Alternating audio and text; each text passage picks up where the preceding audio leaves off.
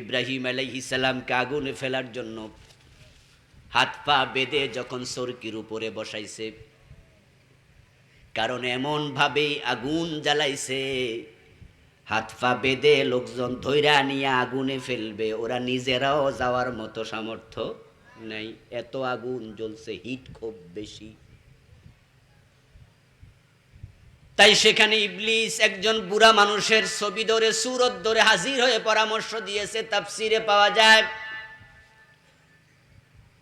বলল যে আপনারা যদি সরকি বানায়া ইব্রাহিমকে সরকির উপরে বসান, হাত পা বেঁধে রশিটা মাজা বরাবর বেঁধে, তারপরে সরকিটা ঘুরাবেন, সরকি যখন ঘুরতে থাকবে মাজার রশি টান মারবেন, তখন সে ছিটকে আগুনের মাঝখানে পড়ে যাবে।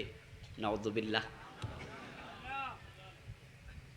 তারা তাই করলো, সরকি ঘুরাচ্ছে, ইব্রাহিম আলাইহিস সালাম সরকির উপরে, নিচে তাকায়া দেখছেন আগুন ধাউ ধাউ করে জ্বলছে। কত বড় পরীক্ষা নাকি ছোট? বিশাল বড় পরীক্ষা।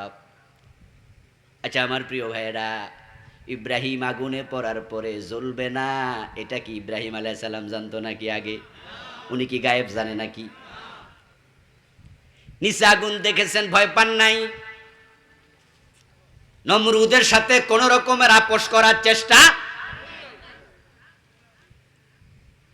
কত লোক আছে একটু পরীক্ষা দেখলে আপোষ শুরু করে দেয়, আপোষ করে, পিছন দিয়ে হাত মিলায়, পর্দার অন্তরালে সমঝোতা করে।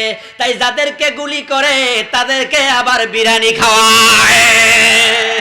তারা এখানে গুলি খাইছে, পরে আপোষ করে আবার হালুয়া রুটি খাইছে। একটু মামলা হামলার ভয় দেখলে হক কথা বলা বন্ধ করে দেয়। আত্মসমালোচনার জন্য বলছি, অন্য কারণে নয়।